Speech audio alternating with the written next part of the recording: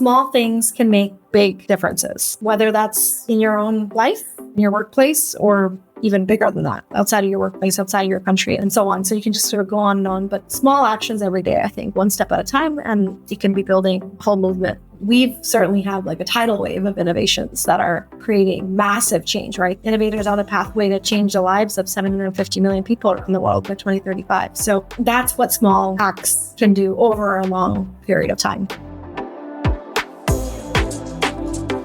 Hello and welcome to the Conspiracy of Goodness podcast. I'm your host, Dr. Linda Ulrich, and I'm also the co-founder of the mothership website of this podcast called The Goodness Exchange. If you've listened to this podcast often and haven't been to The Goodness Exchange, please go. It's free to the whole world. It's thousands of articles that we've written and researched ourselves about what's right with the world. We are talking to Mohini Bhavsar. She is a healthcare innovator from Toronto whose career has spanned Africa, India, Latin America, helping nonprofits. So she is in a field that helps nonprofits get started. People with incredible ideas in remote villages all over the world might be lucky enough to work with Mohini and her incredible organization. And it might be just the game changer they need to actually put fabulous, innovative ideas into place and change the future for thousands. So she currently works at Grand Challenge Canada. I had never heard of this project, but apparently Canada has an amazing organization that is supporting and bringing life to innovation for over 750 million people worldwide. They work alongside government and philanthropies and global organizations, and they are making incredible things happen. Mohini tells us that Grand Challenge Canada has worked with over 1,500 innovators that have proposed projects, a lot of them in the what-if stage, and taken them through to fruition. And like I said, changing the lives of millions and millions of people. So Mohini is a wealth of ideas about how we can look at the world. She's a great storyteller. She helps us with navigating our own journeys to find what we're uniquely built to contribute, because she tells us stories of how Grand Challenge Canada facilitates growth and expansion within good ideas. So because Mohini and I both have, a life steeped in innovators and people who are changing the future for us all in positive ways, we just generally walk around with a positive mindset, a curious mindset, an openness that's unusual. And I want you to know that we discovered in our pre-call, we didn't get there by accident. So if you listen to this podcast episode to somewhere 3/4 of the way in, we are going to start swapping book names, podcasts that we love, blogs that we go to regularly. We give such an amazing list of resources for you. And this podcast is special in that she and I did stumble upon the fact that we have taken a lot of inspiration and a constant flow of positivity from a lot of the same sources. So I hope you'll stay with this episode to near the end and write down a lot of those wonderful links that we give you. They'll be in the article that comes with this podcast as well. So welcome, Mohini Bhavsar. Thank you, Linda. Thank you so much for having me. I'm so excited to dive in and tell you all about what we do. Well, I know that was a long introduction, but there's so much to tell people about you. So the first thing you got to do is introduce us to this big initiative, the Grand Challenges Canada, because that's a major overall point in interviewing you that I want people to take away, is that as often as we are wringing our hands about how the world is just full of doom and gloom, it's not true. I mean, this is a huge organization that I'm not sure that many people know about. Tell us all about it. Of course, yes. Grand Challenges Canada.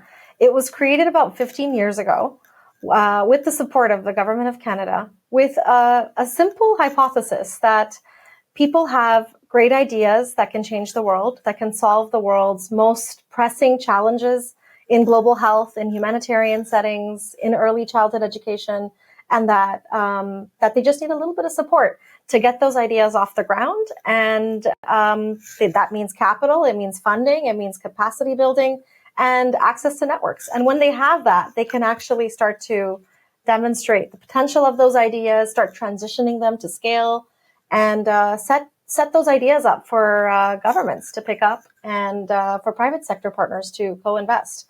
And together, these innovations can change the world and solve the world's most pressing challenges. Okay, so there's this big initiative that's been around for a long, long time, and you're meeting people. How long have you been with them?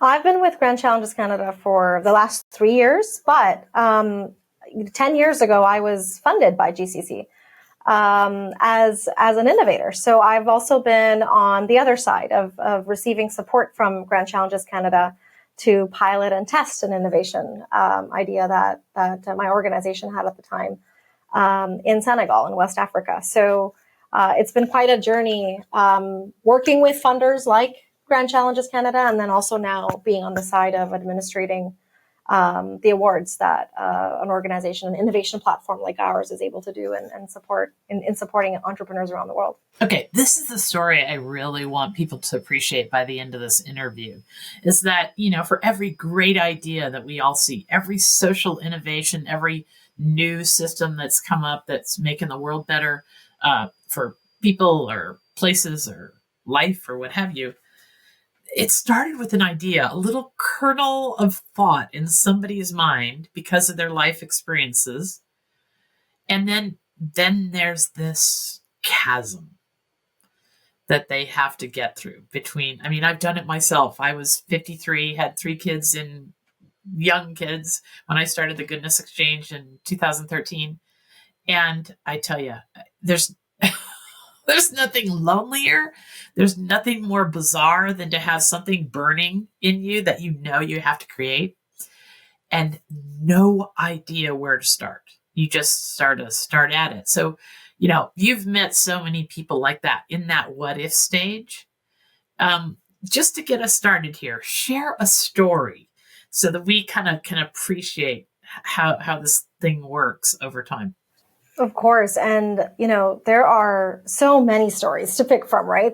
We've funded 1,500 entrepreneurs around the world with these that all started off with a spark of an idea that received support from us at some stage along that journey. But one of the stories I would love to tell you about is Mr. Oxygen Man, as people refer to him as. People living, in Canada and North America, in wealthier countries, take medical oxygen for granted. When you walk into a hospital with your baby in Canada or the US, you know that there's going to be medical oxygen if there's a need for it. And the harsh reality is in many lower income countries around the world, especially in rural areas, oxygen is often in short supply, and it's not available at all. I'm just going to look through my notes here. A recent Lancet study said that nearly 5 billion people around the world, or 60% of the world, lack access to reliable, safe, quality medical oxygen. And we're talking about oxygen here, right? So it's something that we take for air. Yeah. And that's 15 times the population of the United States. So that's a lot of people that can't count on having medical oxygen available if they need it, if their child needs it. And so what's the consequence of that? We need oxygen to treat pneumonia or malaria and other diseases. And without it, hundreds of people die, including babies. And so a Kenyan doctor called Dr. Bernard Olayo has made it his life's work to solve for this challenge. So after medical school, he was posted to a rural hospital in Kenya where many children were battling pneumonia and needed medical oxygen for treatment. And there was just never enough medical oxygen available. So you can imagine people on his team, the decisions that they would have to make in terms of they'd be forced to decide which child received medical oxygen, if there was any, and which child didn't and would go without medical oxygen and sometimes die. So he, saw this happening in the clinics where he was posted at in rural Kenya and just decided to take things in his own hands and research. What does the medical oxygen supply chain look like in Kenya? And realize that medical oxygen is really expensive And it's almost 13 times more expensive to get medical oxygen in Kenya than it is in the US. And there are two simple reasons for that. One is that there just aren't many suppliers of medical oxygen. There aren't enough companies, organizations making it. And so they charge a lot of money for it. And so there's no price control. There's one supplier usually in every country. And then the second reason is even if there's one supplier and the hospitals, rural hospitals are working with them procuring medical oxygen, they are located hundreds of miles away from the rural clinics that need the medical oxygen. So getting oxygen to where it's most needed on time was a challenge. So he decided to solve for this and make it his life's mission. And he kind of asked himself, what if we just could create low-cost way to make medical oxygen, to drive prices down and get it delivered in a faster, easier way to rural health facilities? So that's when he created an organization called Hiwatele, and that's a word in Swahili, which means abundant air. And Hiwatele produces medical-grade oxygen in a low-cost way at these large plants that are installed at hospitals in rural areas, and then they have like a milkman model where they deliver oxygen at health facilities near to that, where the plant is, and pick up empty cylinders and refill them and things like that. So that simple idea cut the market price for medical oxygen in Kenya by 50%.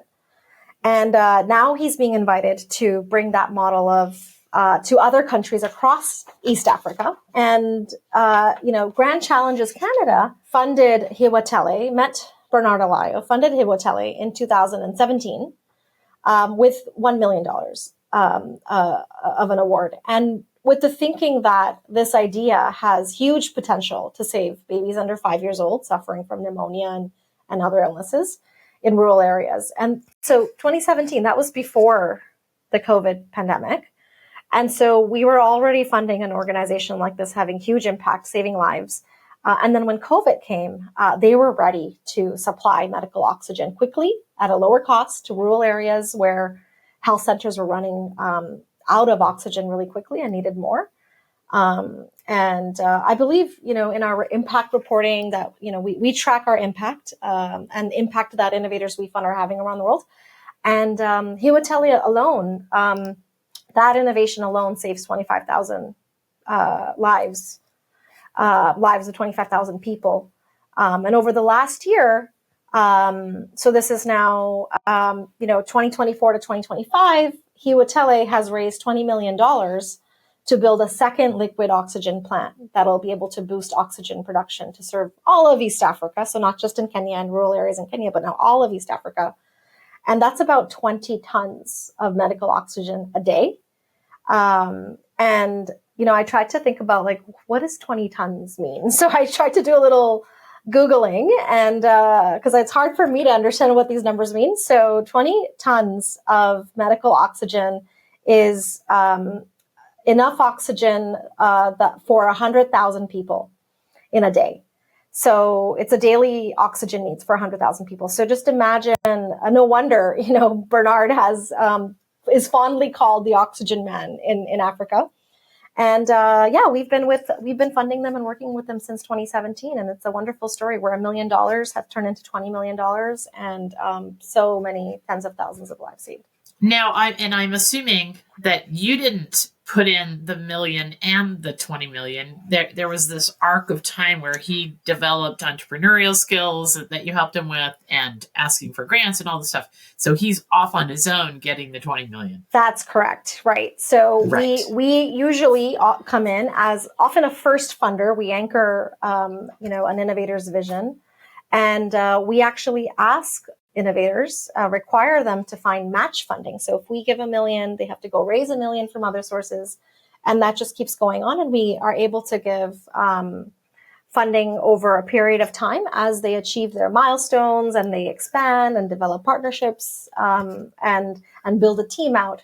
So yes, the 20 million was raised by Hiwatele from other sources. Private funders, government funders, public sector financing, and so on. And Grand Challenges is still part of that journey, but we're just a catalyst. So the way I understand it, And this is, I've interviewed so many innovators, some at the very, very beginning. I have a way of discovering people that are onto a good idea and in the early stages. I've got one innovator that I've interviewed twice, once at the very, very beginning of the very 25-foot by 25-foot plot. And now they're cleaning about 1.5 million gallons of water a day in the polluted streams Wow. in Ohio. But they had this little, and it was a fantastic idea that just needed somebody to stay on it for 8 years to get it there, which I don't think is that long. I mean, we want the streams cleaner sooner, but okay. So what I want to impress upon everybody is all the innovators I've ever talked to, they went from that shockingly naive stage where you just have an idea and you think, can't I just find somebody to help me make this work? Then to this, how long did it take them to go that far? Bernard's story is, at least a 10-year story. It's on its way of becoming a 10-year story. And imagine, that's not, sorry. No, and imagine if he hadn't stumbled upon you for one reason or another. Like, these are what has always kind of hurt my heart, is that for every Bernard there is, I'm sure there's hundreds, if not thousands, of great ideas that just, the person just doesn't have the resources or the connections or discovering you or what have you to just keep going. At some point, the tent poles come out. Yeah, that's right. There's failure in innovation, right? There are more ideas in the world to solve challenges than we can imagine.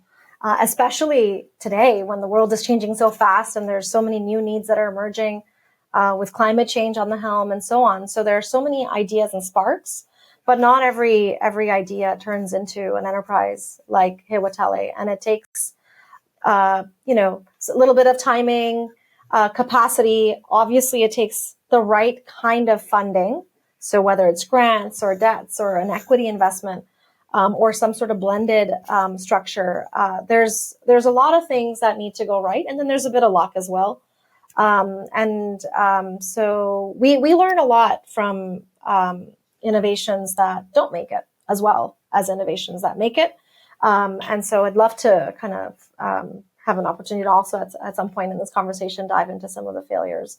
I do want to do that. I totally want to do that. Before we talk about failure, I want to talk about courage, because this is huge. I mean, I'm not saying I needed any extraordinary courage to start writing articles about what's right with the world, but I can tell you, my family thought, and all my friends thought, I was completely crazy. and I gotta say, for a woman dentist with a big family and a big giant business and so forth, to say, oh, I'm going to go over here and start a whole new career. I mean, these people they're either operating in super tough settings, or they are starting in some place socially that's not going to do them any favors. Like, where does the courage come from? Talk to me about that. I love this question. And yes, I mean, innovators are courageous, entrepreneurs are courageous. And in working with so many of them and watching them and learning from them and being one myself, I've observed a couple of things, 3 things, actually. So one, that whatever they're solving for is often deeply personal, and they're very intrinsically motivated in solving it, like Bernard's story, right? And many others. So that's a big source of courage, because, they're so driven to solve it, and they don't need any other incentives to really go for it and go for it all the way. They're also, second, they're playing the long game. And I think it's easier to be courageous when you're kind of seeing a runway that's far into the future. So you don't feel the pressure of needing to get everything right today or this month or, in the next 3 months or the year. They have a vision that is like changing the whole game, and they know that takes a long time to get there. So you're talking about decades. And then the third thing I'd say is they're really building something that's bigger than their own innovation and and themselves. So they're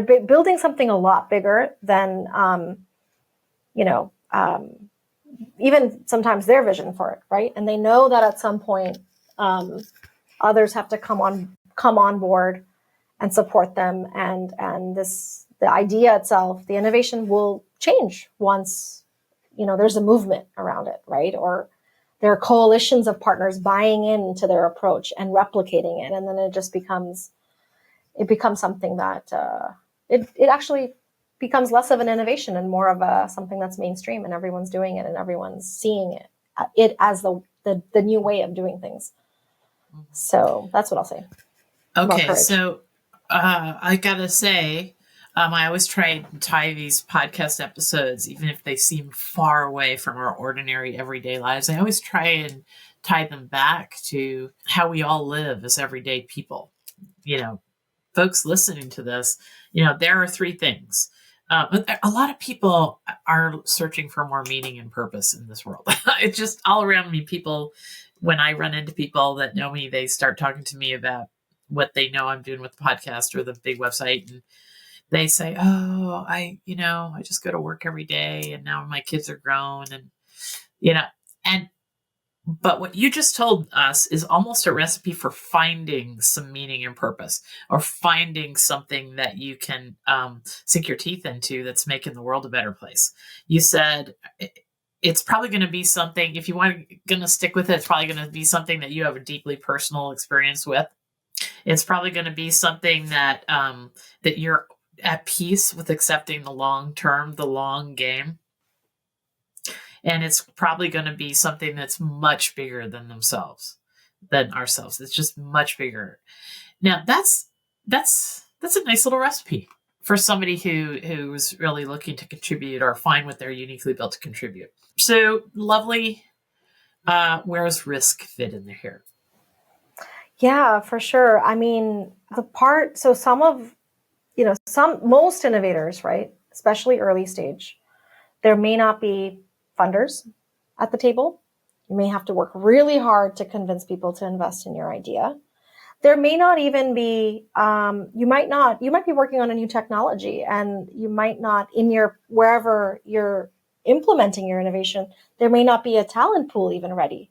So you have to invest in people to sort of understand this new way of doing something, and, invest in people to make your idea real and materialize, right? So some innovators that GCC funds are entrepreneurs working in conflict settings. So, the ease of doing business score, right, which is what a lot of entrepreneurs or companies might use to sort of figure out whether they're expanding in, South Africa versus, Sudan, is not going to be, any shape a driver in like making, they're really driven by solving for a great unmet need. And in some of these settings, it means that they are taking risk. And so one of the great things is I think our model allows innovators flexibility. We work with them. We understand that they're going to need to pivot. Things will change. And so our funding is flexible. We help we kind of walk alongside them in their journey as they're making those pivots. And we essentially, by doing that, we enable them to take risk also. And we take risk as innovation funders, right? So we are very much open to investing in some of the boldest ideas that can be game changing and can really be life changing for underserved populations around the world and people. And that's what we do. So we take risk to do innovation, and we also enable our entrepreneurs that we fund to be able to take risk and absorb it and pivot when situations and things change. Many of the innovators we work with, they experience immense emotional, psychological burdens of the work that they're doing because it's so hard to solve, some of these big, hairy challenges. It's not easy to convince governments to do something in a new way and adopt an innovation. And it's certainly not easy to figure out how you partner with health systems and get paid and build a sustainable model and so on. So some of our innovators, they work in, especially the ones that are working in the reproductive justice space, where they're innovating in a environment where the legal environment continues to change and it's politically contentious to work in and so on. Funding is super hard to come by.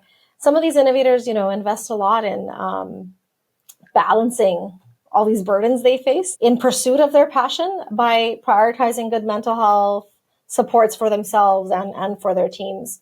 So, they are operating in an environment where it's risky business to venture off, to start your own thing and work in the innovation space.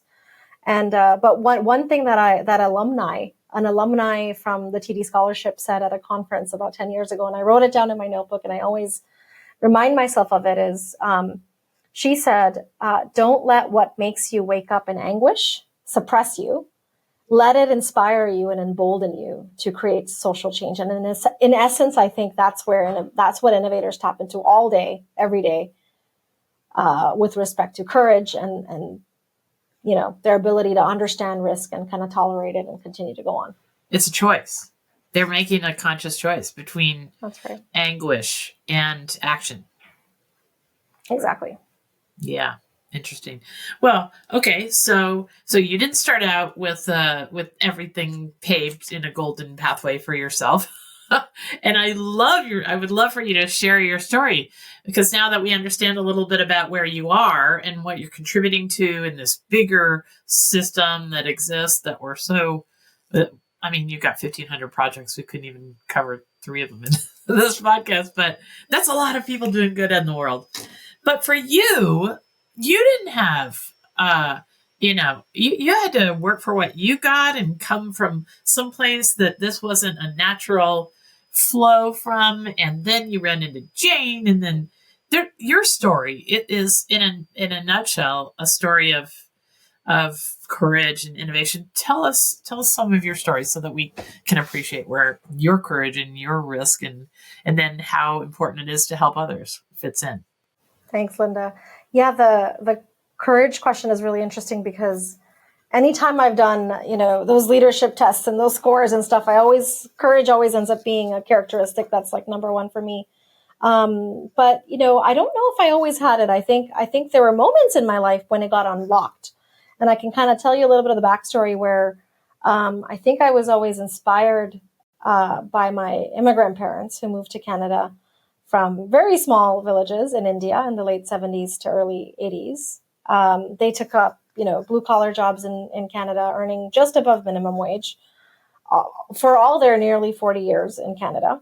And, they worked hard despite uncertainty. And they did what, most immigrant families do first gen, right? Where they're resourceful, they're trying to make ends meet, they're trying to adapt to new environments, spending very less on luxuries and so on and so forth. So my parents and in my household, we didn't take very much risk, at all.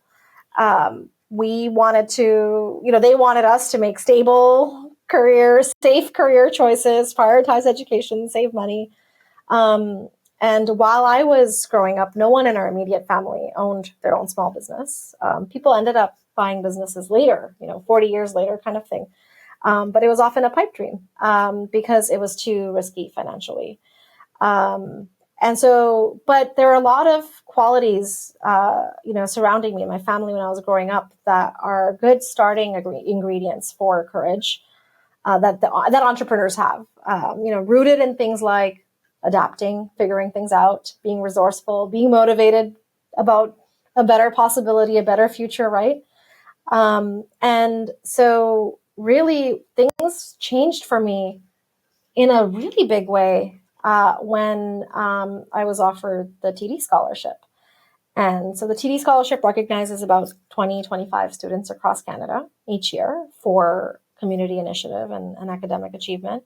And they give them a full ride through university or college and a summer job. And Jane Thompson, who came on to the earlier episode with you, truly changed my life and the lives of so many young people in Canada, and helped me see that the possibilities I was able to dream up in social impact, in social entrepreneurship, were ones that I could actually act on and I could pursue in an unhindered way.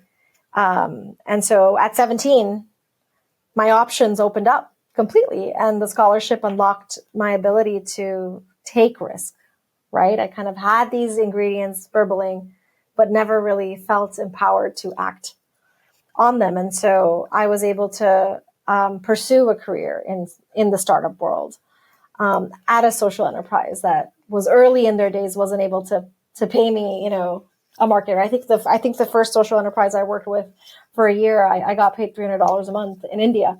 So, these are choices I was able to make because I didn't have a looming debt, over my head and worried parents about how I'll be able to, pay rent or feed myself and stuff like that. So I think what's really wonderful about programs like the scholarship program and the ones that, GCC provides to innovators is it gives people flexibility and the ability to take unconventional paths, to pivot, to be unafraid and making changes, right? I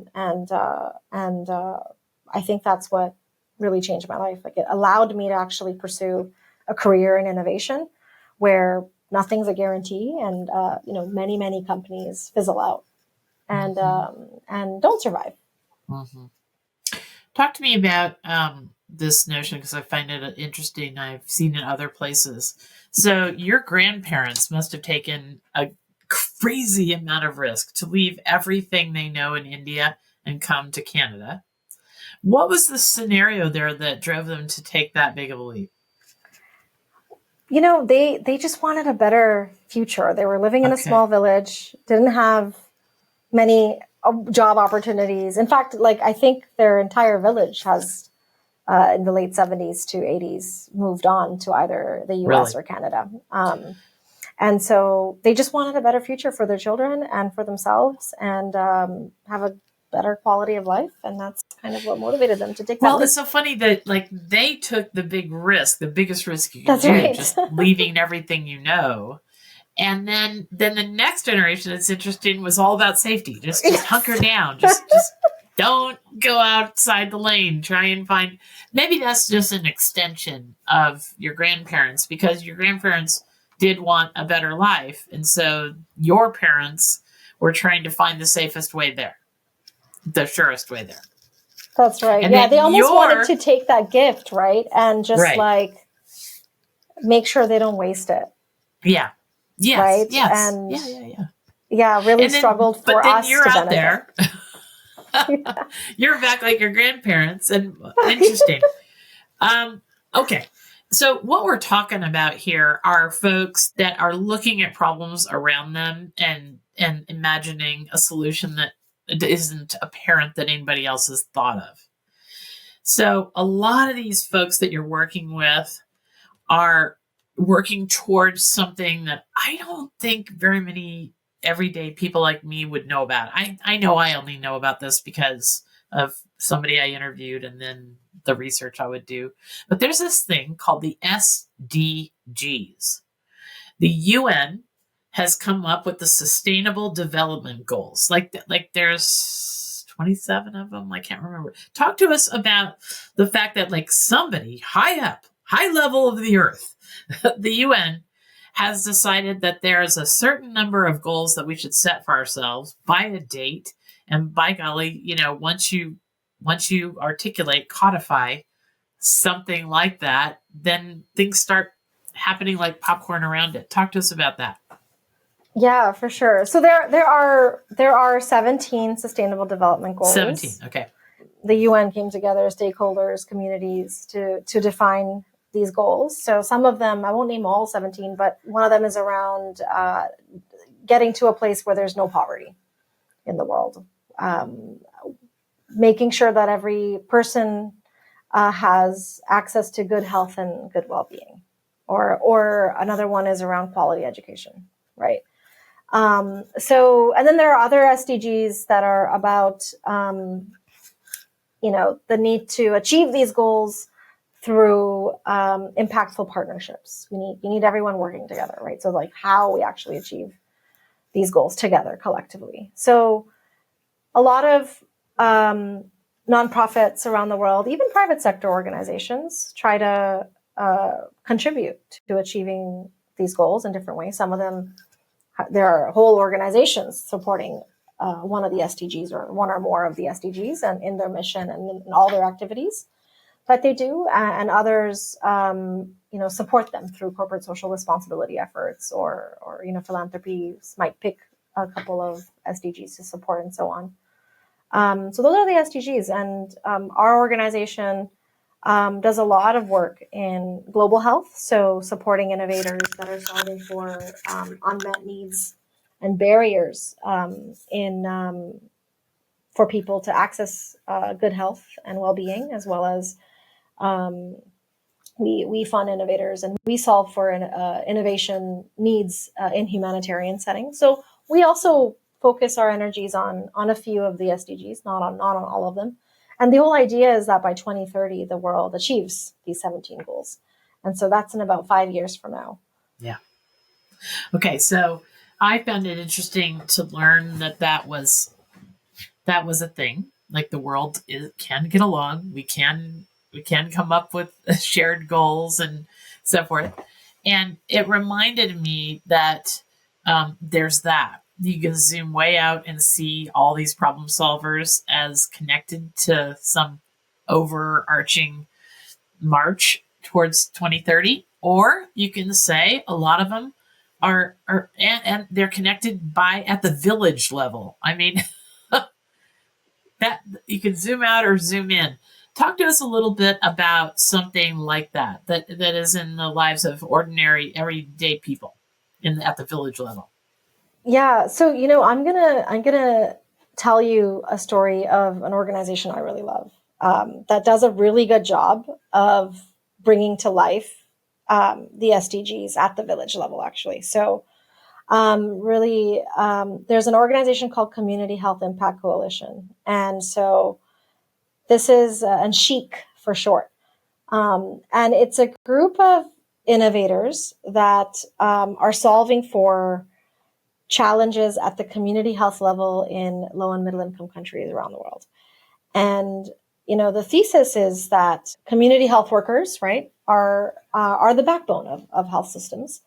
And these organizations, as part of this coalition, have joined their voices and their resources and advocacy efforts to tell the whole world and amplify the message around the fact that all countries need millions of community health workers to serve people at the front lines, and that these community health workers need to be professionalized in the health system, which means they have to be salaried, they can't be volunteered, they have to be paid, right? That they need supportive supervision, and they can benefit from having digital technologies to deliver more effectively, care, because they're just taking care of such huge volumes of people within their village, right? Their role often is going house to house, making sure every pregnant woman is well taken care of, that children have their immunizations.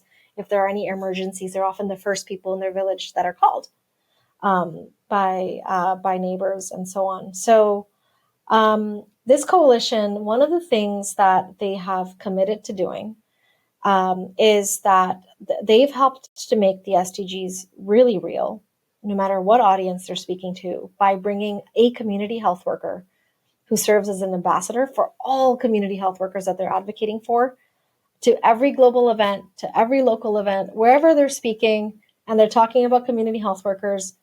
There's a community health worker, Margaret O'Dara, who comes to their events and brings to life how innovations, how nonprofits are, and how governments are working together to embolden, empower their communities by supporting, her and her peers. And so I think it's just really amazing how this coalition is doing such a great job of bringing to life, these 17 goals that you might not be able to see and experience. So she tells stories of, how, a mobile phone can help her deliver care better when she goes on her rounds to visit pregnant woman after pregnant woman in her village.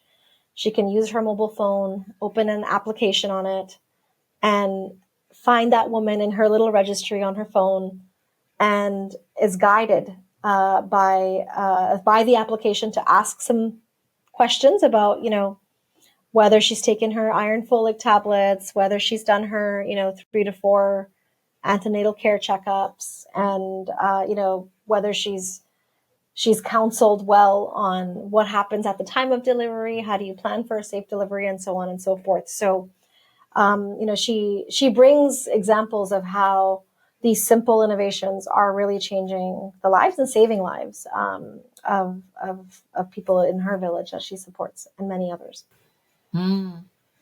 So, we've blown right past the time when I usually take a break. So let's take a break. And then when we come back, I'm going to have Mohini talk to us about unexpected innovators and, the failures that happen and what do we do with failure. And then also, she and I had an amazing little corner of our chat at our pre-call where we were comparing books and podcasts that we love and websites. So I want to introduce you guys to a whole host of resources. I'm obviously a super positive person, and she and I are just two birds of a feather, and we didn't get there by accident, and we don't stay there by accident. Turns out we just stumbled into this commonality that we have about the books we're reading and the podcasts and all the ways that we expose ourselves to new ideas. We stay open and we stay positive. So we're going to do that when we come back. Let's take a break. You know how the constant negative noise in our digital lives feels like it's reaching a boiling point? Now, many of us have tuned out the news and social media almost entirely.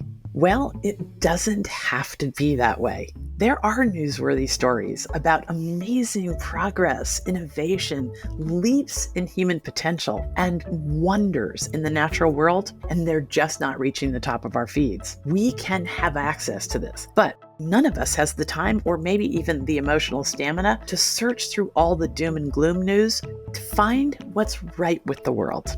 Okay, enter the Goodness Exchange. There, we are giving instant access to positive news for curious people. Did you hear about the recent Harvard study that found that exposure to just 4 minutes of good news can make you 32% less anxious and 18% more optimistic? Well, I don't know about you, but I need those kind of numbers in my life. So, if you want to live with more joy and way less fear, it's really simple. First, you join us at the Goodness Exchange. Everyone around the world has the opportunity to access this kind of content. And we've promised no politics for about a decade, so you're safe from all that distraction as well. Second, you allow this new, more positive, balanced worldview to put a spring in your step again. It can change the way you react to your kids, your coworkers, everybody you come in contact with. And the stories we write about can make you the idea person in your circles. These challenging times call for us to wake up and take control of our perspective. The people who use the Goodness Exchange have the ability to react to the harshness of the world much different because they know way more about what's right with the world. And that's a resource. So subscribe to the Goodness Exchange, our YouTube channel and the podcast, and use this content to live a more expansive worldview. It is still an amazing world out there, and you can be a part of it. Welcome to the Conspiracy of Goodness. Okay, we're back with Mohini Bhavsar. Have I got that right? Yes.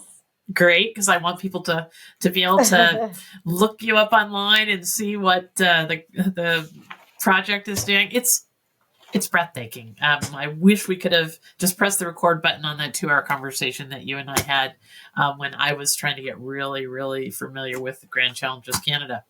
But, one of the things that you've seen, which I really loved you to talk about, is how transformative ideas don't come from like boardrooms and labs and institutions, like the really, really transformative ideas come from people who are living it, right deep in thick of it, and they're closest to the problem.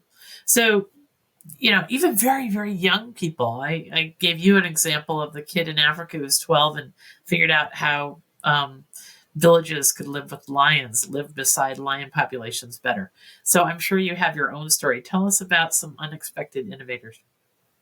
Yeah, of course. We have a fantastic program that's called the Being Initiative, and it's all focused on youth-led innovations, mental health innovations. Right, the youth mental health crisis is growing rapidly, and there's a huge unmet need for how do you solve for this crisis, especially for young people. And one of the things that we've been working on is trying to support young people with solutions, new ways of addressing their mental health crises in 12 countries around the world. And we've done this whole thing in a very youth-led way.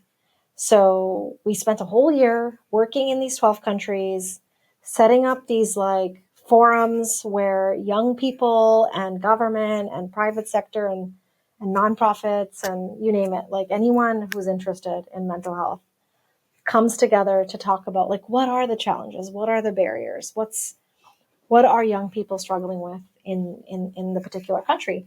And we learned so much about, what's holding young people back in terms of, the mental health crisis in Colombia versus Morocco versus India. And it's all very, very different. And so we're actually just at the beginning of working with our youth advisory council in source and our various experts that we work with to source ideas. So we're at the beginning of sourcing ideas from young people in these 12 countries for to solve some of the grand challenges that we've identified. And I'll tell you a story of one of the youth advisors actually in that program, who I met when we were in Singapore.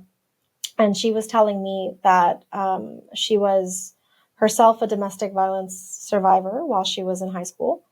And, by the time that she realized what was happening to her,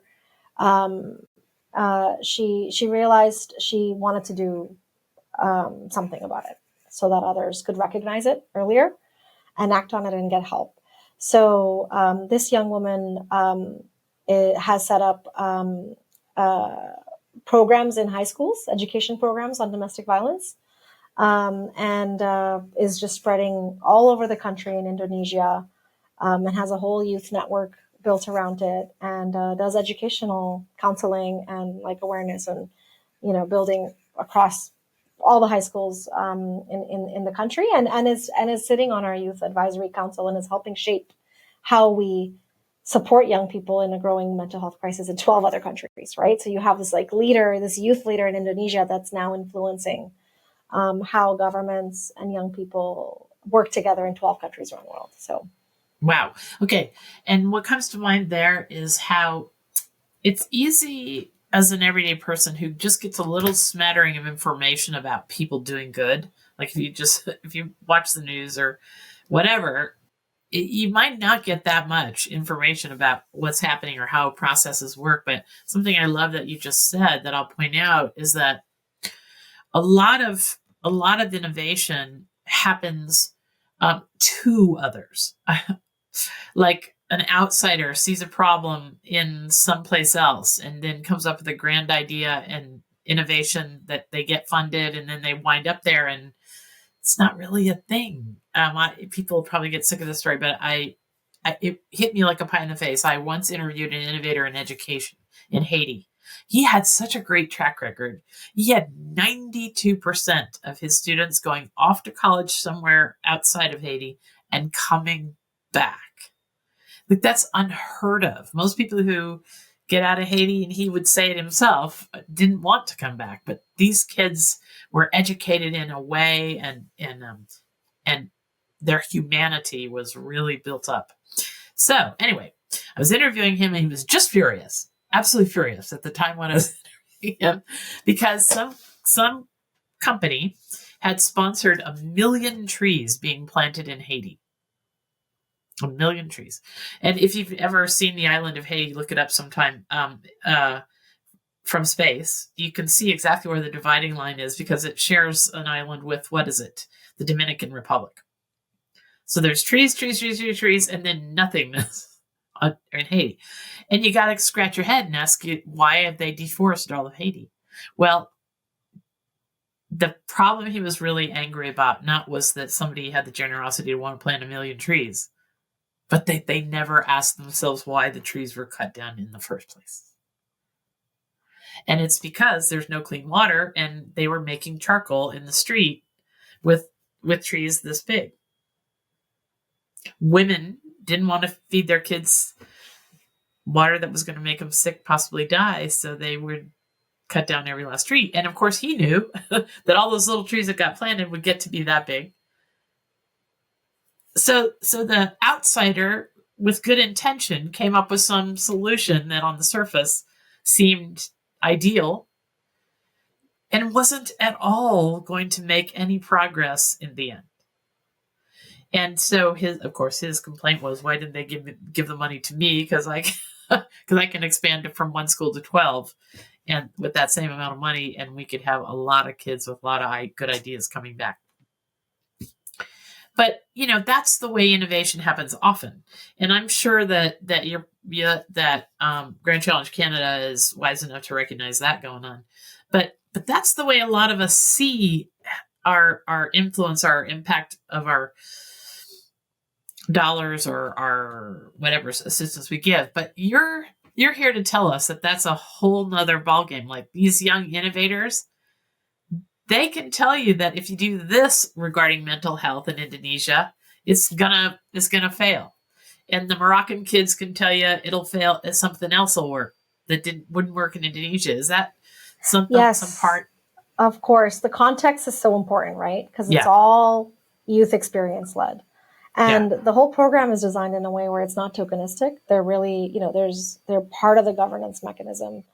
They're helping shape the decisions. Who gets invested? Are the right kind of, are the innovations designed for young people and that context in that country and so on. So definitely. And, one of the things that we've learned over the last 15 years is you need that local expertise. You need it to be you need your innovation, especially in the early stages and throughout your journey, to be informed by communities that you're supporting, co-designed with your communities, prototype with your communities, right? And so those innovation projects end up being the most sustainable long-term because you have acceptance, right? Community acceptance. You've designed it to meet their needs, right? Their everyday needs. One of the other interesting stories that was surprising to me, and I've been really inspired by it, is a telemedicine innovation in Pakistan. Now you would think, okay, telemedicine, we all know what that is now, right? Like post-COVID, it's a virtual consultation maybe with your doctor. It could be over voice or video. And so it's a very typical telemedicine startup.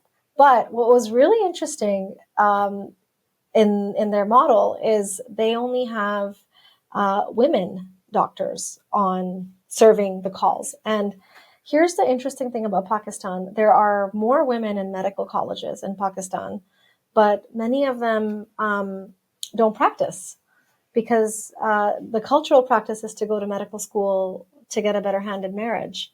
And so after marriage, many, because of some cultural reasons aren't able to practice in clinics. And so these two really smart, wonderful medical doctors in Pakistan said, okay, well, this is where telemedicine can come in and we can bring back this workforce that had been missing from the health system. And so their whole telemedicine company is run by female doctors practicing from home and serving, rural to urban patients across the country, and they're expanding to other countries too. So it's just a really interesting thing where you see the telemedicine, but then there's a really unique challenge in their country that they've tried to solve for. And you can imagine the government's really happy because you're bringing a workforce back that they lost, right? There was a bit of an internal brain drain. Right. Oh my gosh. That is such a great example of the sort of counterintuitive things that you can never think of from afar.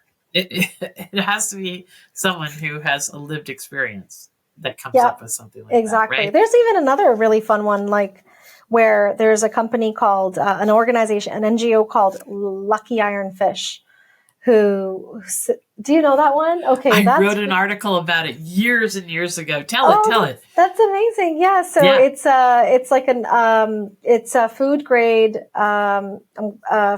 iron fish. Essentially, it's that can be put into meals while you're cooking. So you just kind of whenever you're making a meal, thing about you just that big.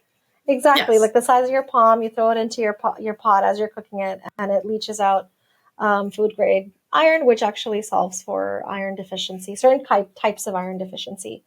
Obviously in their initial prototype, they had designed it as a fish. But when they went to different country contexts, I think it was in Asian countries or maybe it was in India. I can't remember exactly which country when they moved to exporting their product in a country where fish wasn't eaten as your regular traditional meals, and so people didn't want to use the lucky iron fish, and so they actually adapted the product to turn it into a leaf. So they have lucky iron leaf in those country contexts. So it's a very simple kind of example to illustrate why that cultural context is so necessary and like needing to adapt. There's some serious stats I remember the article that we wrote. There were some serious stats about how iron deficient whole populations were, and especially a lot those that ate a lot of rice. I guess rice is real short on because it's not in the soil where rice is grown, iron. And so it was just astonishing the uptake because they did the lucky fish thing. I mean, there was even something, kind of a social additive contract that was in there. You throw that in your pot. It's such a great point, though, too, that it wouldn't have the same impact in another country that didn't have a lucky fish, because there's like a mythology around that, I think. Okay, so those are great examples of the kinds of things, and oh gosh, the impact of that having more iron in the diet, the impact that I don't remember the exact numbers, but it was astonishing. Okay, so sometimes things don't go as planned, and people, like you mentioned the word pivot over and over again. Talk to us about, how innovation is not a straight path. Like without naming names, talk to us about some times when things didn't go right, and then what happened, and then what happened. Yeah, of course. I mean, as I mentioned at the beginning, like when you're working in innovation, you have to be comfortable with failure. And it might not be an entire failure of the work you're doing. It might be a pivot. So you might be changing your approach in trying to achieve an objective. And those changes might happen a lot more frequently than you would want because you're doing something new and you're helping people understand a new way of doing things. And so one of the examples that we talk about internally, and there are many, we actually have a report called the Scale and Sustainability Report, where we've looked at hundreds of investments that we've made in innovations, and we've tried to understand like what things make an innovation or an innovator organization successful and what ends up kind of causing, leading to failure or not succeeding. And one of the things that's come out from that study has been that you really need to have local partnerships. So it goes back to the conversation we had. So without local partnerships, you won't have that cultural adaptability. You won't have the context. You won't have communities on side, and it will be difficult to, sell your product or to get it into the hands of people who use it and so on. So one of the innovations that we supported a while back was trying to solve for identifying pneumonia, basically in children early enough.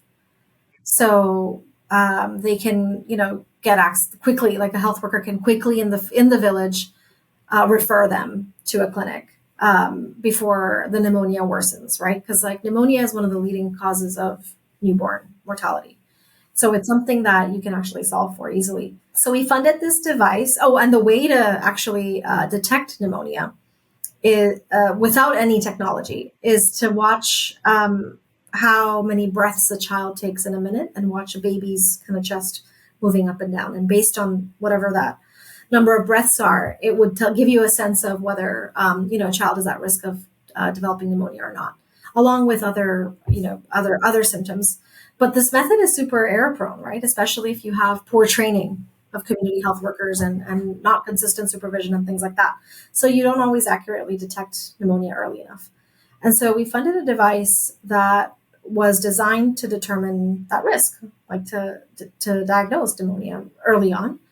And it had like an automated way to detect the respiratory rate, so the rate of breathing, and also how much oxygen was in the blood. So a bunch of things that was being automated for health workers.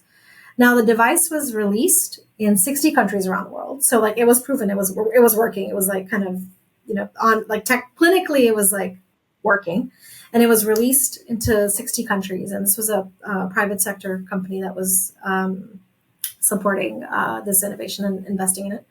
And but they found that partners weren't buying the device, and when they were buying it, they weren't using the device. And so, there are many reasons why this project failed, but one of the big insights from it was that the partners involved in it didn't really have enough local partners in the 60 countries where they were trying to get this product out there, and to help to understand how do you actually get it in the hands of community health workers, how do you change policy, how do you actually invest in the training, right, of providers to use it effectively. And that's the long game that we're talking about, right? So when you're actually making new devices, that in itself is a whole body of work, but there's a whole leap after that innovation is actually made to get it into the market, to be able to use it, to be able to get it in a market in a way that communities can use it and health systems can support it. So it's unfortunate, but I'm not quite sure. They might be kind of trying to relaunch it again, but it was one of the big reasons why it failed. Well, local champions. I mean, you have to have somebody who's out there, beating the bushes on your behalf for maybe their own. Okay, so that takes us full circle to what we started talking about, was how people find what they're uniquely built to contribute. Maybe you're the local contact for some guy that has a girl, whatever, that has an innovation, somebody who has an innovation out there that has no connections in your community, and it would be ideal for your community. That's a place I want people to nose around. One of the things I promised people was that we would just throw out some podcasts and websites and books for them before we wrap up here. So I think we stumbled on to did we talk about this book? This is a book I recommend to everyone. Have you come across this? Oh yeah, I know this book.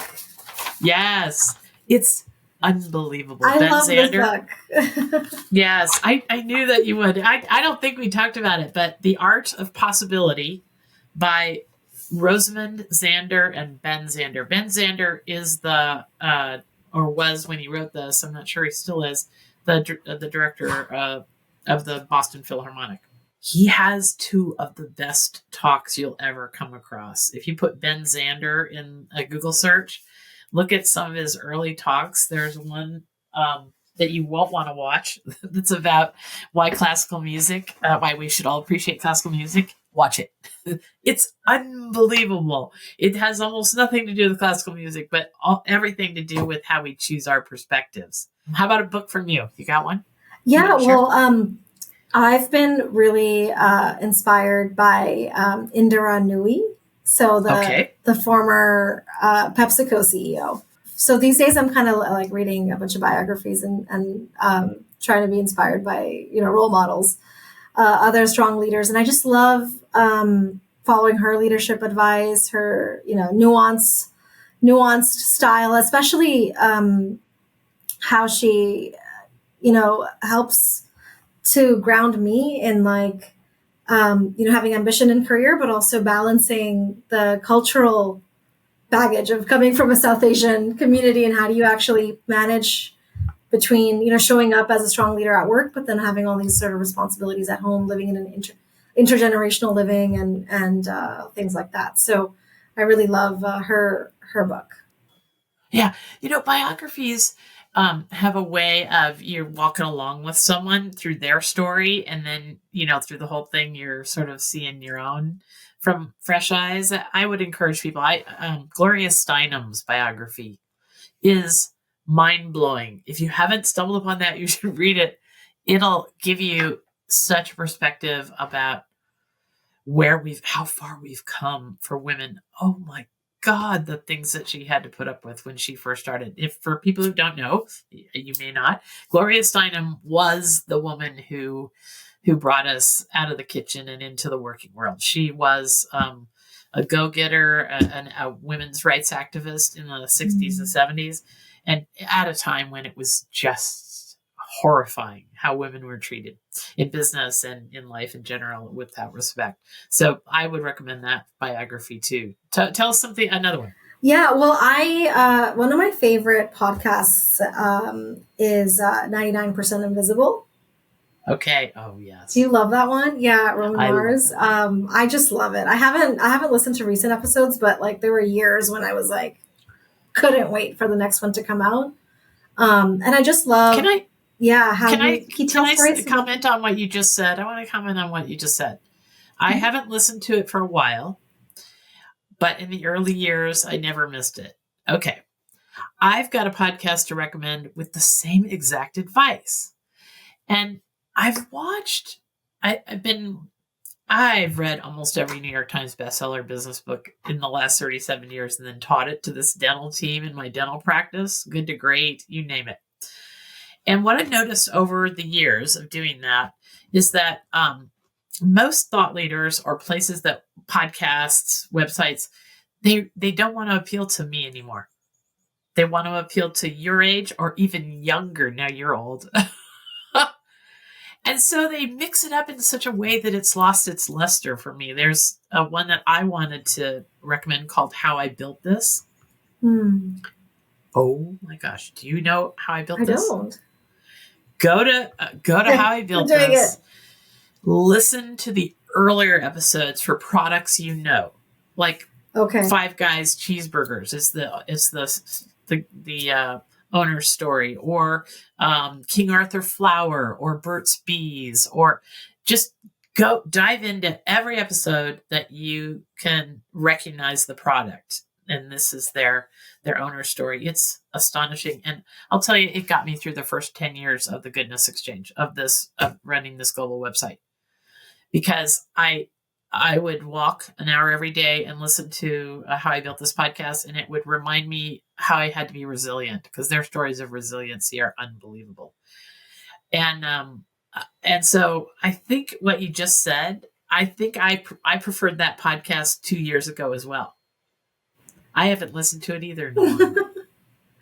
That reminds me of Business Wars. I think it's called Business Wars. Have you heard of that one? Where they take companies in the same sector and they talk through like the choices that Domino's made versus like the other pizza brand, and they kind of like tell it in parallel, and it's really interesting. It's like you're like hooked. Yes.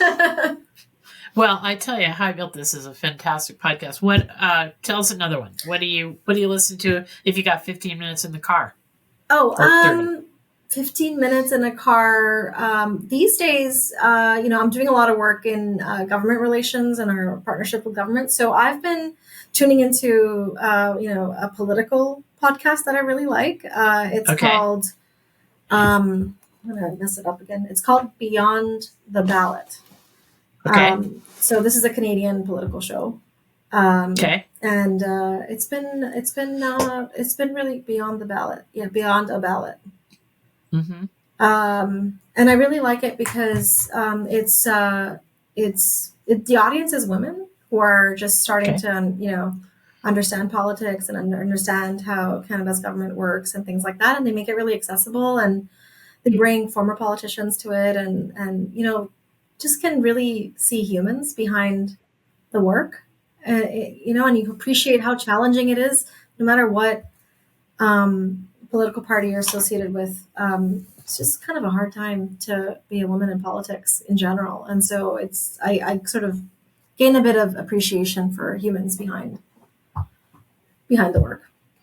That reminds me of the fact that anything like that that's really done well is going to make you have a much expanded perspective of all the variables.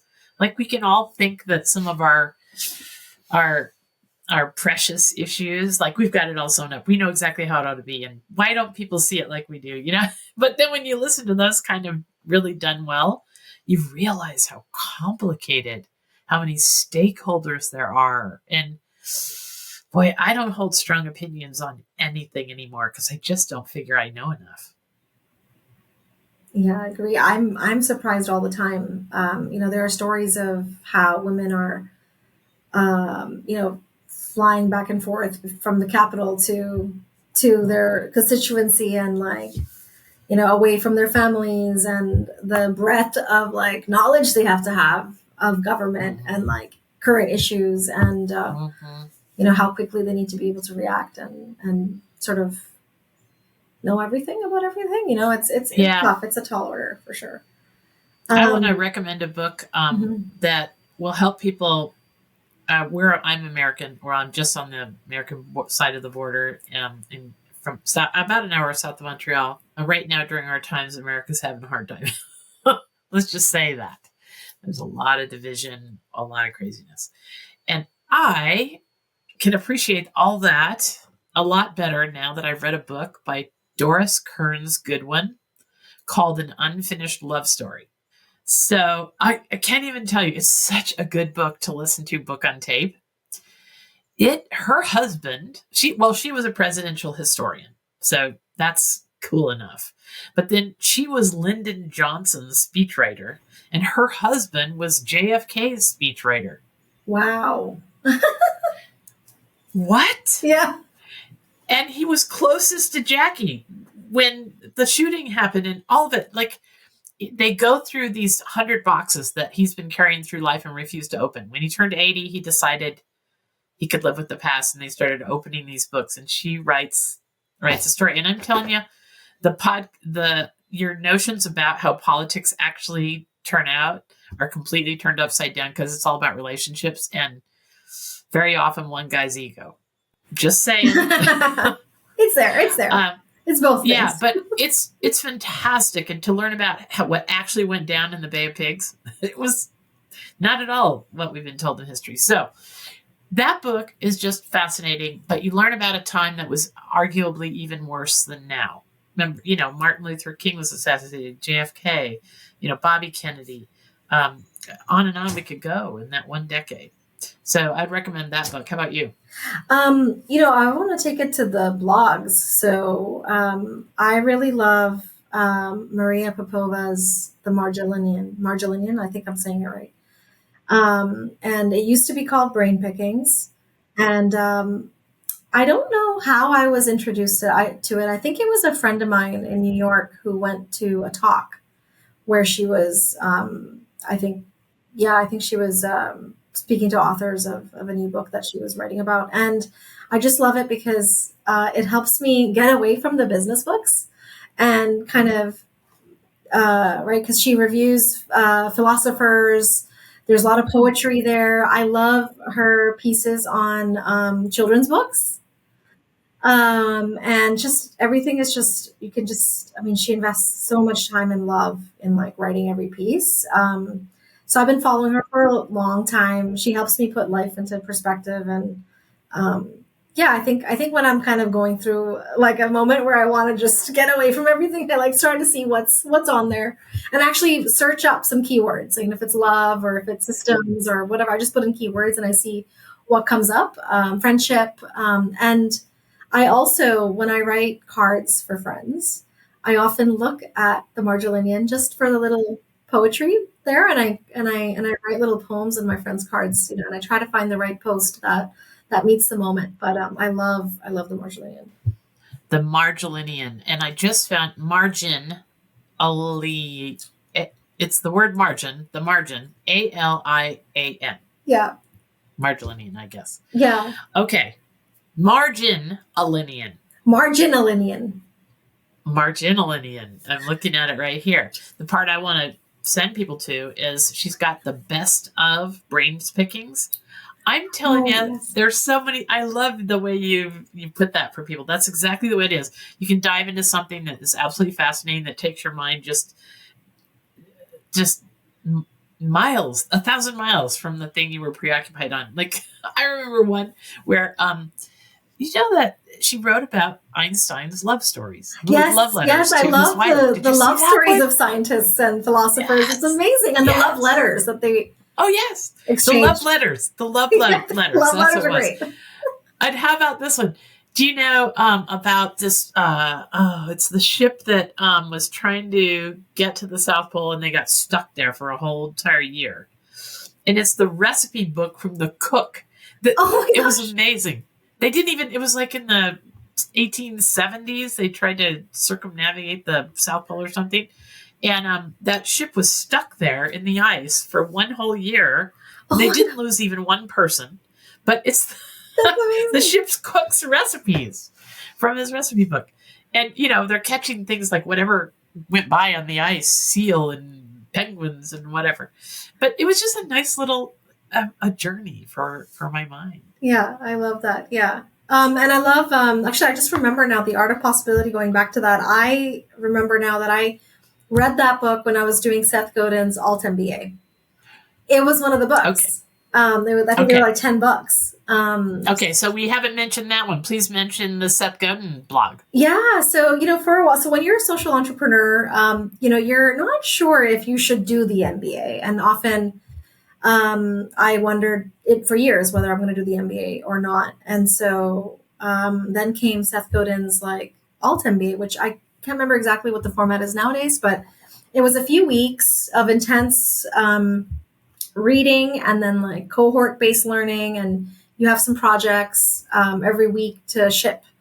But he really coaches you through, like he says in his program, it's like, you don't need to do the MBA, but I'll teach you everything that you need to know in an MBA, and it was affordable. So, and I got to meet people from around the world.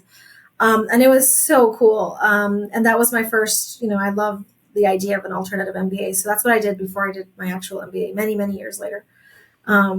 But I want to spell that for people. It's Alt, Alt, A-L-T. A-L-T, MBA. I think the Alt is in lowercase. And over the years, I've met many people who have done the Alt MBA and have launched their own small businesses as a result of it, or like have been able to pursue or build up an idea, that they had. So in a way, it's sort of like what we do, but different. It kind of equips people with an idea to do something, and he basically kind of coaches you into how, through books, through materials, through some of his lesson plans, but coaches you into how do you ship those ideas, get them off the ground, and make it big. Right. And now his blog is extraordinary as well. That's right. I got that every single day for me too. For I read years. his blogs every day as well. I'm forwarding them to people, especially when I find inspiration in the work I'm doing. And so I love that too. Yeah, this is Seth Godin. His blog was one of the ones, it's always short. It's always short and sweet and just to the point. It's like a punch in the gut, and you have an aha moment, and then you can go on with your day. Yes. It's really something. It's I look forward to Seth Godin in the morning and opening his emails, his like paragraph, and brain pickings. I would wait till like Sunday. I think it was something like every Sunday there'd be like a brain pickings issue, and I'd just wait for it to land in my inbox. Yeah. Okay, I'm looking over here because all these books behind me. This is a fantastic book right here. Oh, and that ship that the ship that I was talking about, it was called the Endurance. Okay. It was that polar adventure that went way wrong with Ernest Shackleton. With Shackleton's, and this is a good book. If you're looking for a book to give, I don't know why gender is a problem, is a part of it, but it's, if you just don't know what to get that uncle, this book is really something. But here's one that I recommend everyone. This is such a good long car ride book. It's the last time the Dalai Lama met with Desmond Tutu. Desmond Tutu was the cleric that was in charge of South Africa's ending of apartheid. And these two men adored each other. Of course, they were different religions, but this book is their very last meeting a week. And it's Douglas Abrams was invited to come to their last meeting and spend the whole week with them. Can you imagine what that was like? But they talk about some concepts that I use every week of my life. They course, one's coming at it from a Buddhist angle and the other one from, I think it's Anglican. But that's an awesome book. Absolutely an awesome book. How about I wanted to offer people a few more podcasts. If like you said, we don't have to think about our problems or our mental health or our kids things all the time. Here's one, Science Friday. Have you ever heard of Science Friday? Science Friday. No, I haven't. It's a great podcast. Sci-Fri, SCIFRI, Science Friday, and I mean they'll just do 10, 12, 14-minute pieces, maybe 2 or 3 in an episode on all the newest things happening in science. Unbelievable. And they're great storytellers. There's nothing technical in this at all, but they're just celebrating new things in science. Another one that I'd recommend to people, if you really want to have sort of a, like you said, a respite from all the others, is the TED Radio Hour. The TED Radio Hour usually puts together 2 or 3 speakers who are speaking around a similar topic. Like the one that's up right now is about the folks behind Google Glass and Waymo. And they're speaking, they have excerpts from their talks, but also they are talking to the speaker on and on in a podcast interview sort of a way. So the TED Radio Hour is a super good podcast to just put on for that 15-minute drive into town. How about you? You got anything else? Well, I was just going to say I'm part of a podcast team also. Oh. Yeah. So, okay. Yeah, I work with a number of University of Toronto alumni. So like either those that graduated from Rotman Business School or the Public Health School, Dalalana. And really led by our head of the podcast, like the sort of the persons that it was Matthew that came up with the idea, and then brought a whole bunch of friends along. And it's a podcast that's called Built to Lead. So University of Toronto is a big partner in helping us sort of get off the ground, and we interview healthcare leaders across Canada. And our audience to sort of understand like leadership insights, and every season has a bit of a theme. We're writing a new season on healthcare AI.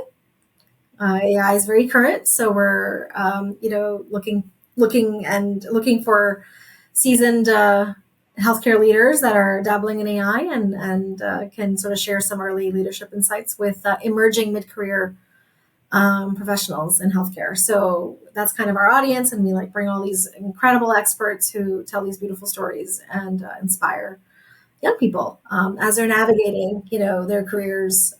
So yeah, it's been really fun. There's about 10 of us, a few of us in the writer's room, and then we have this like really great production team, and it's been really fun to like learn. Basically, we're just doing this often at the side of our desks, but it's a really nice space for all of us to sort of just be creative and build something that reaches And people. will you send me a link to that? Yes. Send me a link to the things you remember mentioning just now. And I want to tell people, because I haven't mentioned it yet, there'll be a giant, full, fleshed out article to go along with this podcast episode on the Goodness Exchange. You won't be able to get to it at Apple Podcasts or wherever you listen to podcasts. But if you go to the Goodness Exchange, which is free to the world, just hit podcast. You'll find Mohini's episode there, and there'll be a wonderful article, and we'll put links to all these suggested podcast blogs and books and things that we're turning you on to, so you can find them. Because I have to say, Mohini, I know that I could never have accomplished the things I did without constant coaching from others.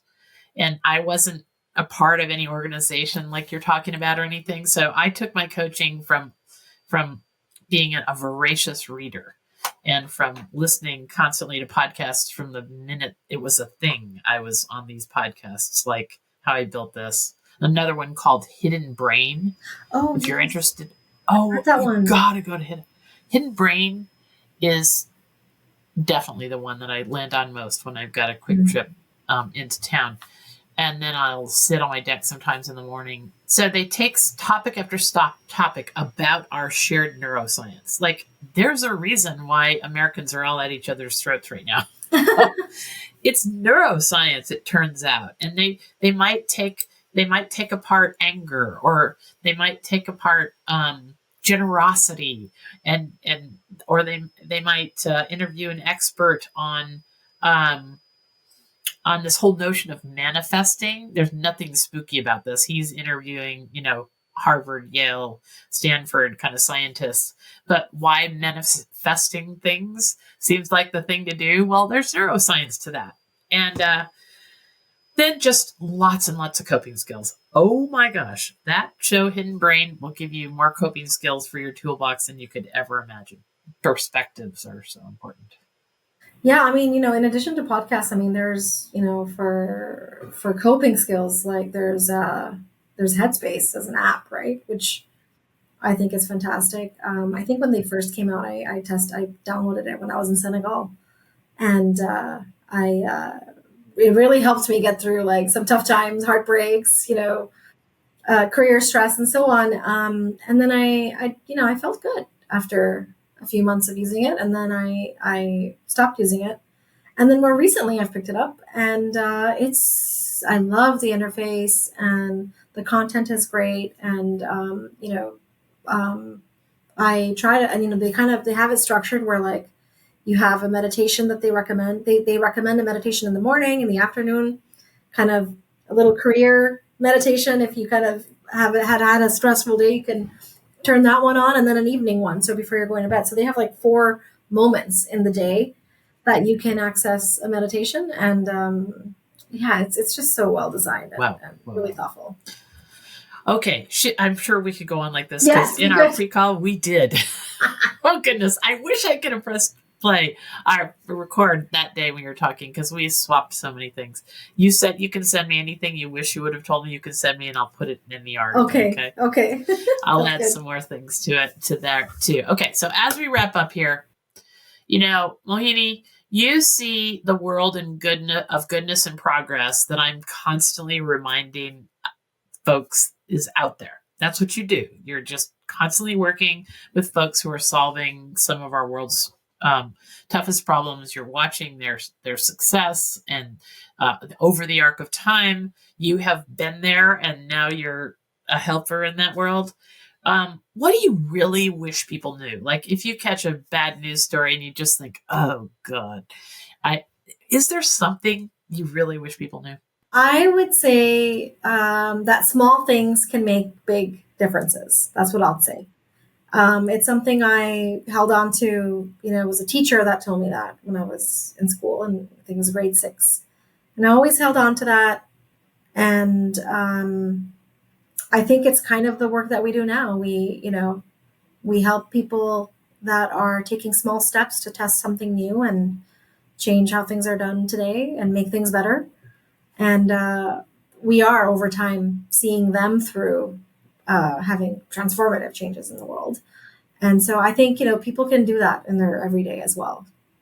Taking small actions, whether that's in your own life, kind of in your workplace, or even bigger than that, outside of your workplace, outside of your country, and so on. So you can just sort of go on and on, but small actions every day, I think, one step at a time, and you can be building a whole movement. We've certainly have like a tidal wave of innovations that are creating massive change, right? They're on a pathway to, Innovators on a pathway to change the lives of 750 million people around the world by 2035. So I think that's what small acts can do over a long period of time. Very nice. Thank you so much, Mohini. And thank you to Jane. I know Jane Thompson will listen to this. It's still an amazing world, folks. And Mohini and Jane and millions of people like them are giving air and oxygen and life to ideas that start out small. And I love that. For the wrap up of this podcast, that people can do small things and it can wind up making a big difference. So thank you so much, Mohini. Thank you, Linda. This was really fun, and really appreciated just hanging out for a couple hours and the earlier conversation too. So I'm hoping that people will enjoy hearing stories of innovators and change around the world, and happy to continue supporting your work. I mean, it's incredible. You're also, in a way, doing similar things, right? Trying to amplify these incredible stories. Yeah, I'm a good example of just an ordinary person figuring out what they're uniquely built to contribute. I could have been a dentist for another 5 years, but I started doing this, and now it is changing lots and lots of people's lives. Just to know this part of the world exists is a big deal. So thank you so much. I hope everything that we talked about this week and the tips that we've given you and the places we've sent you now with our recommendations will put a spring in your step, and you will continue to see that the world is still an amazing place and celebrate what's right with the world. Thanks.